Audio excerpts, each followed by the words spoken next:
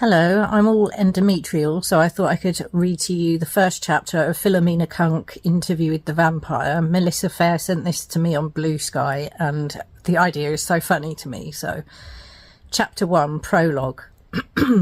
Vampires. Who are they? Where did they come from? Were their poos quite bad because of their all-liquid diet? These are the questions that haunt me, that keep me up at night. That and my upstairs neighbour, Denise. Vampires are everywhere in the stories we tell ourselves, in fiction and romance and horror throughout time. They've even made their way into the erotic roleplay scenarios of that one couple you know from work. Though what they do and what they look like can change between stories, vampires are always defined by their insatiable appetite for human blood.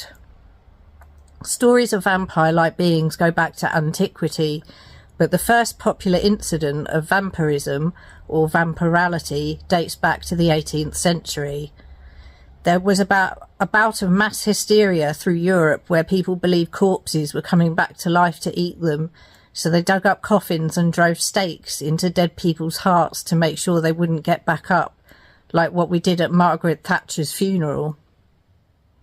Vampire sightings continued, and in retrospect, historians think they were probably just people with nasty diseases like tuberculosis, vitamin deficiency, or veganism.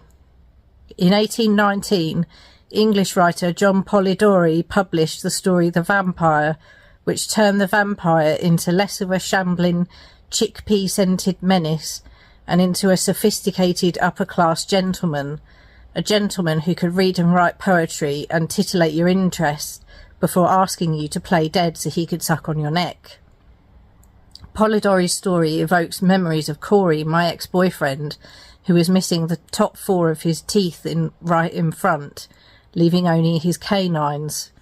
It was great for oral, but it left you unsatisfied when you really wanted to be bitten, which I did when I was feeling saucy. Nearly a century later, Bram Stoker published his most famous novel Dracula in 1897, which was groundbreaking in that it arrived 92 years before the release of the unrelated Belgian techno anthem Pump Up the Jam. Since then, vampires have evolved into seductive, sparkling heroes in some stories and homicidal, power-hungry villains in others. They're usually allergic to sunlight. Like a white baby, you have to put a very large hat on. But through it all, we've understood vampires as a work of fiction, not fact. That is, until now. Our story begins with a phone call I got last week from my mate Paul. He was incoherent for most of it, which isn't weird for him, but I managed to make out one name from the onslaught of word diarrhea before Paul presumably threw his phone across the room, breaking the thing into tiny pieces. That name was Daniel Malloy. Who is Daniel Malloy? To answer that, let me paint a picture for you. The year is 2005 and we're in a seedy dive bar on Castro Street in San Francisco, California.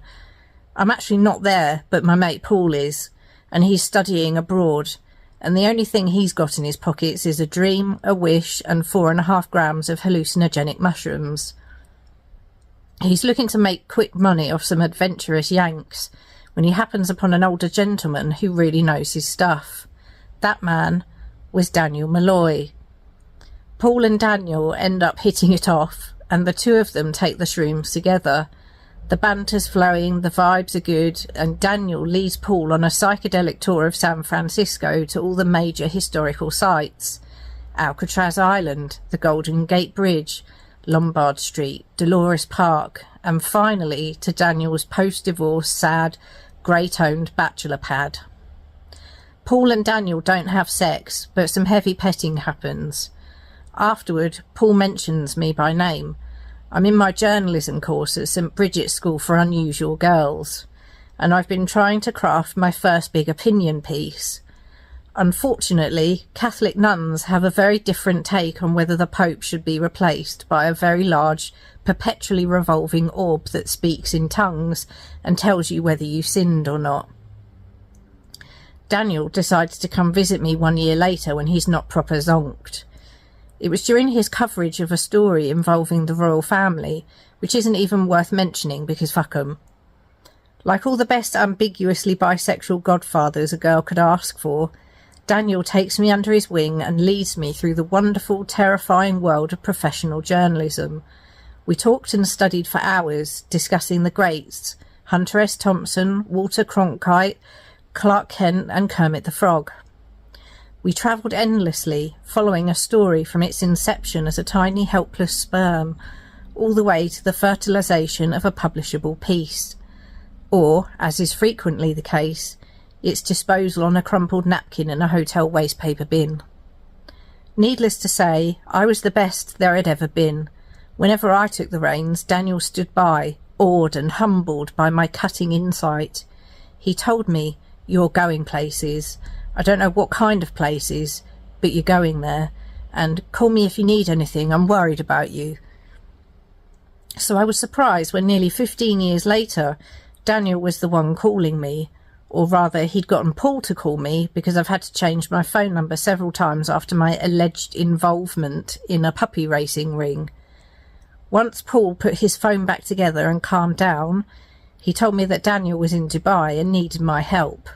He wouldn't say what for, but it was vital that I keep it all secret. I sold a small collection of heirloom crucifixes and bought a plane ticket down, and I made my way over to meet Daniel at a penthouse in one of the bougiest places I've ever been to. The penthouse was owned by one Louis Dupont du Lac, a reclusive art collector and investor whose net worth is rumoured to be somewhere in the billions. But instead of going outside and buying up politicians to incite fascism like a normal billionaire, Louis keeps to himself, cultivating an air of mystery. He never goes outside. Where have we heard that before? Just like a white baby.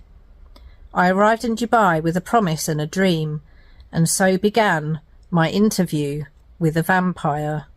So this is chapter 1 of Cunk on Fangs by B with 2 E's movie erotica. I'll link it where possible. I don't think I can do that on TikTok, but the name will come up anyway, so it's very funny. And I will continue at some point. Okay, goodbye.